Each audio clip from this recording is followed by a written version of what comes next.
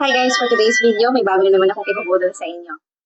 So, napakaingay nga dito sa aming bahay at hindi ako makapag-voice over. So, eto na nga.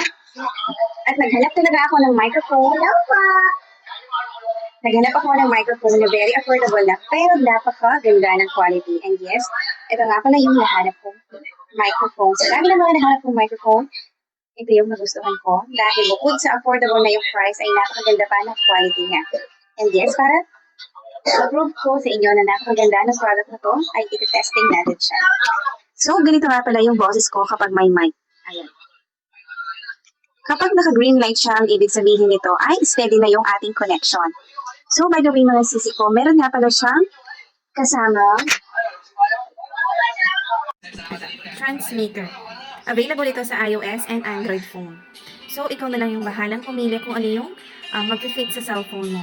So, for me, Android yung gamit ko. So, ito yung transmitter niya.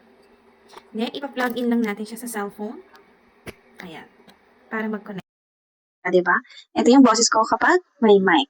So, kung baguhan ka dito sa pagiging affiliate, or gumagawa ka ng mga content, and nag-voice over ka rin at the same time, may isasuggest ko itong K9 wireless microphone. So, meron na rin siyang noise reduction. Kahit maingay dito sa loob ng bahay or maingay sa labas, wala kang maririnig na ingay. Diba? Ang ganda ng quality niya. Yung price niya is nag-range lang siya sa 100 plus. Yes, 100 plus ko lang po ito nabili. Ilalagay ko na lang yung link sa comment section.